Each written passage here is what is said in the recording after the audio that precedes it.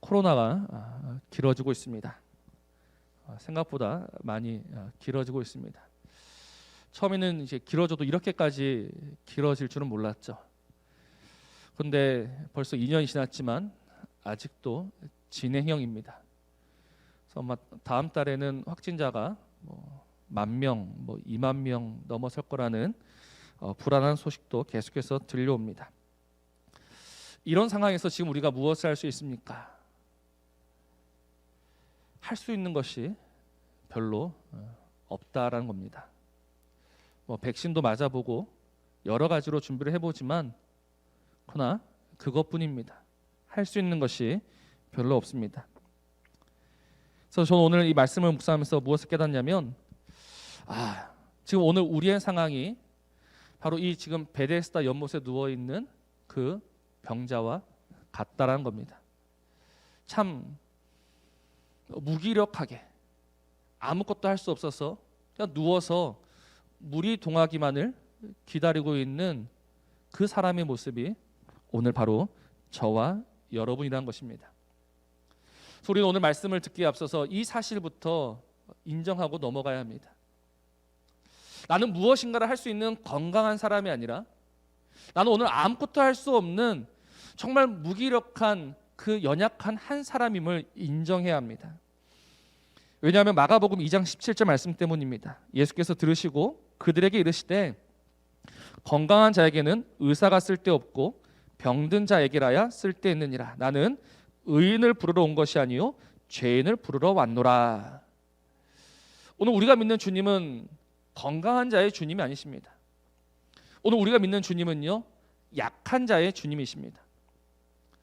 오늘 우리가 믿는 주님은 정말 아무것도 할 수 없는 연약하고 무기력하고 가난하고 힘들고 죄인인 그들의 주님이란 겁니다. 그러니 오늘 이 코로나는요 어떻게 보면 힘든 시기이지만 그러나 분명 하나님이 우리에게 주신 은혜의 시기입니다. 왜냐하면 이 코로나를 겪으면서 우리는 깨닫거든요. 나는 정말 아무것도 할 수 없는 자구나. 그래서 이 코로나 때 오히려 부흥하는 교회가 있다는 소식이 들려옵니다. 다들 이 코로나 때는 힘들다, 어렵다라고 하는데 분명 부흥하는 교회가 있습니다.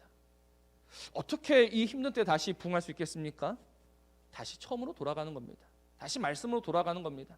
다시 주님을 찾는 겁니다. 다시 주님의 이름을 부르는 겁니다. 오늘 우리 사림교회가 다시 주님을 찾고 주님의 이름을 부름으로 부흥하는 교회가 되기를 주님의 이름으로 축복합니다. 그러니 우리는 무엇을 해야 하느냐?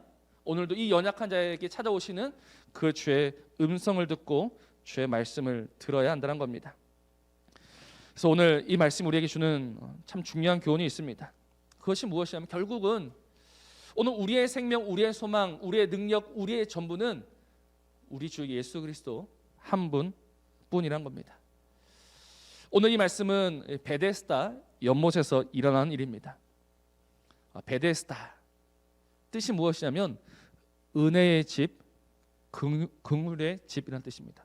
그러니까 은혜와 긍휼의 집. 이름으로 따지자면 정말로 좋은 이름입니다. 은혜와 긍휼의 집. 근데 그 은혜와 긍휼의 집에 누가 있습니까? 오늘 3절 말씀을 보면 많은 병자들이 있습니다. 근데 그 병자들이 어떤 사람들이냐? 오늘 보면은 세 종류의 환자를 이야기하죠. 맹인들, 다리 저는 사람들, 혈기 마른 사람입니다.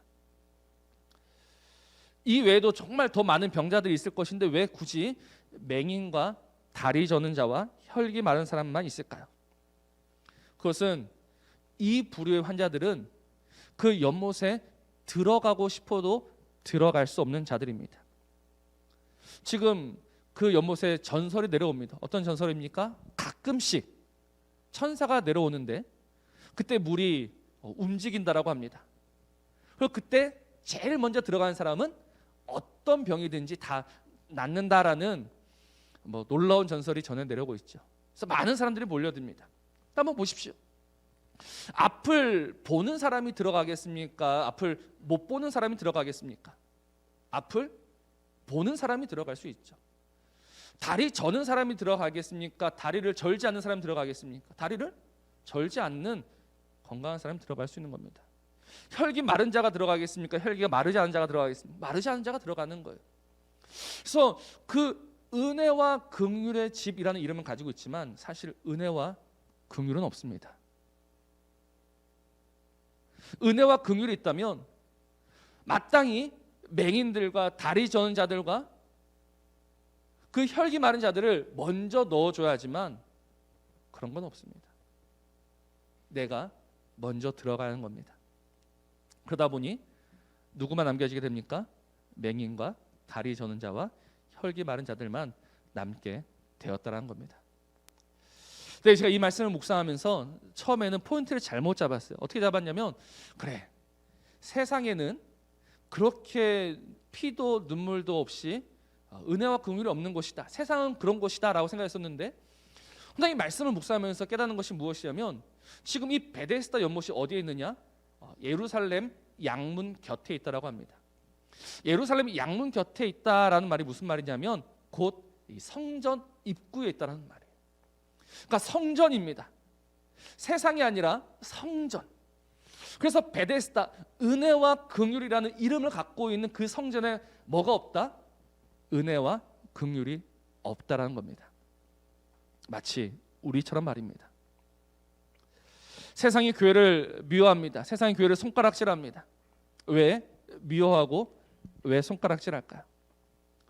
우리 안에 사랑이 많아서 손가락질합니까? 아니면 우리 안에 사랑이 없어서 손가락질합니까?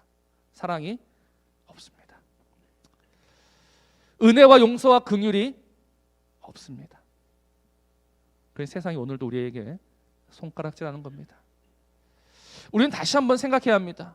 우리는 교회인데, 우리는 하나님의 사랑과 은혜와 용서를 받은 하나님의 은혜로 교회가 된 자들인데, 그래서 우리는 은혜와 긍휼의 집, 이 베데스다라는 이름을 갖고 있는 자들인데 왜 정작 우리 안에는 그런 것들이 없을까?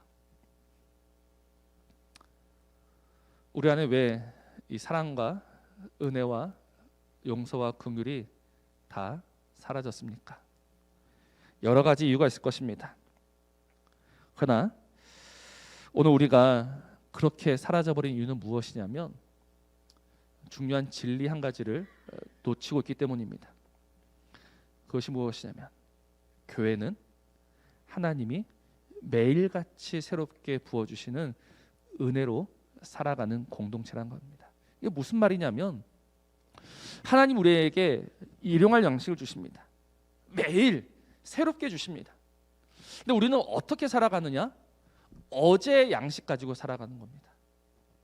한 달 전에 양식 가지고 살아갑니다. 1년 전에 받았던 은혜, 10년 전에 받았던 은혜, 내가 어렸을 때 받았던 은혜, 그 은혜만을 우려먹고 살아가고 있으니 지금 내 안에 은혜와 용서와 긍휼이 사라지고 희미해지고 있다는 겁니다. 그러니 오늘 기억하십시오. 정말 내 안에 다시 한번 이 하나님의 은혜와 용서와 사랑과 긍휼이 넘쳐나기를 바라신다면 오늘 다시 새롭게 부어주시는 그 하나님의 은혜를 경험하셔야 하는 겁니다. 그냥 나는 중고등부 시절 때, 나는 청년부 시절 때 은혜 다 받았어, 그게 아닙니다. 지금 살아계시며 오늘도 역사하시는 그 하나님이 지금 나에게 부어주시는 그 은혜를 날마다 맛보아야 한다는 겁니다. 그게 오늘 우리를 살아가는 힘이 될 수 있는 거예요. 이거 없으면 어떻게 됩니까? 다 잃어버리고 다 빼앗기게 됩니다. 우리가 홍해를 건넜던 이스라엘을 알고 있지 않습니까? 홍해를 건넜습니다. 홍해를 마른 땅처럼 건넜습니다. 근데 그 은혜가 며칠 갔다고 제가 말씀을 드렸습니까? 3일 갔습니다. 3일 만에 다 까먹는, 3일 만에 은혜를 다 잊어버리는 존재가 바로 우리들입니다. 그러니 우리에게 무엇이 필요한다? 매일의 은혜, 매일 새로운 은혜. 하나님은 오늘도 말씀하시고 내일도 말씀하시고 날마다 우리에게 말씀하시는 하나님이신 줄로 믿습니다. 그러니 그 하나님 앞에 나아가 날마다 그의 말씀 듣기를 사모하면서 그래서 그 하나님이 주시는 은혜로 살아가는 우리 모든 성도님들 되시기를 주님의 이름으로 부탁을 드립니다. 그렇다면 오늘 하나님께서 우리에게 주시는 은혜가 무엇이냐? 지금 이 베데스다에 몇 년 된 병자가 있습니까? 38 38년 된 병자가 있습니다. 38년입니다. 아주 오래되었습니다. 근데 왜 굳이 38년일까? 한번 생각해 보신 적 있으십니까? 이것에 대해서 보통 우리 학자들은요, 두 가지 부류로 나뉘어요. 큰 의미는 없다. 그냥 병이 오래됐다. 불치병이다. 라고 말하는 분들도 있습니다. 그러나 이 말씀을 묵상하는데 그냥 38년 같지는 않아요. 분명한 이유가 있을 것 같습니다. 우리 신명기 2장 14절 말씀인데요. 제가 읽어드릴게요. 신명기 2장 14절 말씀 보면 가데스 바네아에서 떠나 세레 시내를 건너기까지 38년 동안이라. 이때에는 그 시대의 모든 군인들이 여호와께서 그들에게 맹세하신 대로 진영 중에서 다 멸망하였나니라고 합니다. 이스라엘 백성들이 그냥 광야에서 우리 40년을 지냈죠. 근데 신명기 2장 말씀을 보면 조금 모세가 정확하게 이야기합니다. 이 가데스 바네아라는 지역이 어디냐면 가나안 땅에 정탐꾼을 보냈던 곳입니다. 우리가 잘 알고 있듯이 여호수아와 갈렙을 보냈던 곳. 근데 12명의 정탐꾼들을 보냈는데 그 중에서 2명은 이거 하나님이 주신 땅이다 라고 이야기하고 10명은 그 땅을 악평하죠. 그래서 하나님께서 어떻게 하십니까? 그 이스라엘 백성들 이제 그 가나안 땅 입구에서 뒤로 돌아라고 하십니다. 다시 광야에 집어넣으시죠. 그래서 지금 모세가 무엇이라고 이야기합니까? 그렇게 다시 뒤로 돌아서 광야에서 헤맨 기간이 몇 년이다? 38년이다라는 겁니다. 그래서 어떤 분들은 두 개를 억지로 묶지 마라 라고 하는데 안 묶을 수가 없는 겁니다. 왜 굳이 38년일까? 그래서 제가 깨닫는 것은 무엇이냐면 지금 이 베데스다에 누워있는 이 38년 된 병자는 단순히 한 사람이 아니다라는 겁니다. 이 병자가 누구겠습니까? 그 광야에서 38년 동안 갇혀 있었던 이스라엘, 그 이스라엘 전체를 의미하는 겁니다. 베데스다 연못에 누워있는 한 사람은 지금 이스라엘 전체를 대표하는 것이죠. 그들이 이스라엘입니다. 하나님의 다스림과 하나님의 통치를 받고 하나님이 주시는 은혜와 회복을 얼마든지 누릴 수 있는 이스라엘. 근데 오늘 그 은혜와 회복은 다 빼앗기고 잃어버리고 아무것도 할 수 없이 누워있는 그 한 사람이 이스라엘이고, 그리고 그 이스라엘이 곧 누구겠습니까? 저와 여러분이란 겁니다. 그러므로 이 이야기는 오늘 나에게 하시는 말씀입니다. 지금 그 38년 된 병자는 저 사람은 왜 저렇게 되었을까가 아니라 바로 저와 여러분이 그 무기력한 한 사람이라는 겁니다. 그래서 오늘 이야기는 이 무기력한 우리에게 찾아오시는 주님으로부터 시작이 됩니다. 주님이 지금 그 한 사람을 찾아오셨습니다. 그리고 그에게 무엇라 말씀하십니까? 네가 낫고자 하느냐라고 물어보십니다. 네가 낫고자 하느냐? 그때 그 38년 된 병자가 무엇이라고 답을 합니까? 7절 말씀 이렇게 이야기하고 있죠. 병자가 대답하되 주여, 물이 움직일 때 나를 못에 넣어준 사람이 없어 내가 가는 동안에 다른 사람이 먼저 내려가나이다. 우리가 이 말씀을 보면서 아주 약간의 상상력을 발휘했으면 좋겠습니다. 주님이 오시어서 네가 낫고자 하느냐라고 물으셨습니다. 그리고 지금 이 병자는 7절로 대답했는데 그는 지금 희망에 가득 차서 이 이야기를 했을 것 같습니까? 아니면 여전히 절망 가운데, 낙심 가운데 이 이야기를 했을 것 같습니까? 그렇죠. 믿음으로 주님이 오셨군요. 그럼 내가 나을 수 있겠습니다라고 믿음으로 이야기한 것이 아닙니다. 이 요한복음 5장 말씀을 쭉 읽어보면 아마 이 사람은 네가 낫기를 원하느냐라고 이야기하는 그 주님의 얼굴을 쳐다보지도 않았던 것 같습니다. 그 시선은 오직 어디에 고정되어 있습니까? 베데스다 연못에 고정되어 있는 겁니다. 내가 저기 들어가야 되는데. 그래서 네가 낫기를 원하느냐? 네, 낫기를 원합니다라고 대답을 해야 되는데 뭐라고 대답하고 있습니까? 나를 저기에 넣어주는 사람이 없습니다. 나는 저기에 들어가야 되는데 나를 저기에 좀 넣어줄 수는 없겠습니까? 이 이야기를 하고 있는 거예요. 네, 주님이 뭐라고 하십니까? 주님이 이렇게 말씀하십니다. 8절에 예수께서 이르시되 일어나 네 자리를 들고 걸어가라. 일어나 네 자리를 들고 걸어가라. 그래서 사실 이 6절, 7절, 8절은요 정말 동문서답입니다. 연결이 안 되는 거예요. 네가 낫기를 원하느냐? 네, 낫기를 원합니다. 그럼 일어나라. 이러면 이해가 되겠죠. 근데 네가 낫기를 원하느냐? 저기 들어가야 됩니다. 일어나 걸어가라. 아무리 6절, 7절, 8절을 읽어봐도 주님이 왜 이 병든 한 사람을 고치셨을까 이유를 찾을 수가 없는 겁니다.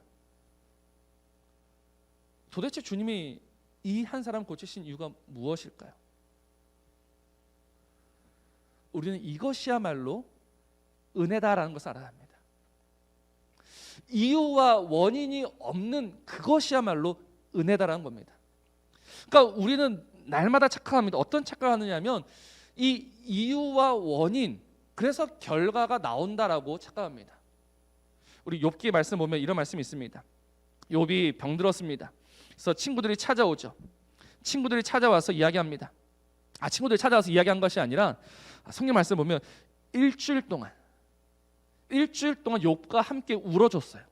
아무 말도 하지 않고. 그러자 욥이 일주일 뒤에 겨우 입을 엽니다. 입을 열어서 하는 말이 무엇이냐면 자신의 생일을 저주하는 거예요. 하나님이 왜 나를 태어나게 하셔서 내가 왜 이 고난을 당해야 하는가. 그래서 일주일 동안 같이 울어줬던 그 친구들이 그제서야 한마디씩 하기 시작하죠. 뭐라고 이야기합니까? 네가 잘못해서 그런 거다. 네가 분명히 무슨 실수를 했고 죄를 지었으니 하나님이 너를 벌하신 거다라고 이야기를 하는 거예요. 맞는 말이죠. 이유와 원인, 결과 따지면 친구들의 말이 맞는 말입니다. 근데 그 욥기의 결론에 보면 하나님이 이렇게 말씀하십니다. 여호와께서 욥에게 이 말씀을 하신 후에 여호와께서 대만 사람 엘리바스에게 이르시되 내가 너와 너의 두 친구에게 노하나니 이는 너희가 나를 가리켜 말한 것이 내 종 욥의 말 같이 옳지 못함이니라. 너희들의 말이 틀렸다라는 겁니다. 우리가 보기에는 맞는데 하나님 보시기엔 틀렸다라는 거예요. 우리는 이런 이유가 있으니까 이런 일이 생긴 거 아니냐, 그래서 우리는 말했는데 하나님이 틀렸다라고 하십니다. 이 틀렸다란 말이 무엇이겠습니까? 하나님의 은혜는요 이유와 원인을 뛰어넘는 은혜다라는 겁니다. 오늘 요한복음 이 베데스다에 누워있는 38년 된 병자, 이에 믿음이 없습니다. 근데 그냥 아무것도 할 수 없어서 죽기만을 바라며 죽기만을 기다리고 있는 이 한 사람에게 찾아오셔서 그저 일으켜 주시는, 그게 주님의 은혜고 우리는 바로 그 은혜를 힘입어서 지금 살고 있다는 겁니다. 우리는 오해하면 안 됩니다. 착각하면 안 됩니다. 내가 예수를 잘 믿어서 이렇게 됐다라고 하시면 안 됩니다. 그저께 한 청년을 만났습니다. 청년이 이렇게 이야기를 해요. 목사님, 저한테도 참 이 죄의식이 있습니다. 그래서 자기가 지금 주일을 몇 번 빠져야 됐기 때문에 하나님이 나를 벌하실 것 같대요. 우리 기준, 우리 생각에는 맞는 거예요. 주일 몇 번 빠졌으면 하나님이 벌하셔야죠. 그러나 하나님은 그런 하나님이 아니십니다. 우리의 이해와 우리의 상식을 뛰어넘는 은혜로 우리를 보살피시며 우리를 붙드시며 우리를 세워가시는 그분이 우리 하나님, 좋으신 하나님이라는 겁니다. 그러니 우리는 기억해야 합니다. 오늘 나를 살리는, 나를 세우는, 나를 붙드는 우리 하나님의 은혜가 있다라는 것을 기억하셔야 합니다. 그러니 무엇을 해야 합니까? 우리는 지금 이 시간 다시 그 하나님을 기억함으로 감사와 찬양으로 하나님께 나아가야 한다는 겁니다. 지금 코로나 상황이라고 말씀을 드렸습니다. 지금 정말로 암울합니다. 아무것도 남은 것이 없습니다. 그러나 이 암울한 상황 속에서 우리가 그냥 주저앉아 있을 것인가? 근데 우리가 할 일은 주저앉아 있을 것이 아닙니다. 오늘 이 상황 속에 찾아오시어 나를 붙들고 나를 일으켜 세우시는 그 하나님의 은혜가 있다는 것을 우리가 잊으면 안 된다는 겁니다. 날마다 나에게 오셔서 내 손을 잡아주시는 그 주 예수의 은혜가 있음을 우리는 기억해야 합니다. 우리는 그의 음성을 들어야 합니다. 근데 문제가 무엇이냐? 우리 다음 주에도 이 말씀 한번 살펴보려고 하는데요, 지금 그가 일어났습니다. 일어나자 옆에 있던 유대인들이 화가 납니다. 왜냐하면 이날은 안식일이다라는 거예요. 일어나지 말고 그냥 있어라 라고 이야기합니다. 근데 정말 마음이 아픈 것은 이 말을 하는 사람들이 누구냐? 유대인들이라는 겁니다. 하나님 알고 하나님을 믿는 자들이 오늘 그런 말을 하고 있습니다. 그래서 우리가 지금 다시 한번 이 믿음으로 일어서고자 할 때 우리를 일으켜 주시는 하나님의 음성과 하나님의 말씀이 있지만, 그런 우리를 끄집어 내리려고 하는 그런 소리도 들려올 것입니다. 괜한 힘쓰지 말고 그냥 살던 대로 살아라 라는 이야기가 여기저기서 들려올 겁니다. 그러나 거기에 마음 빼앗기시면 안 됩니다. 거기에 흔들리시면 안 됩니다.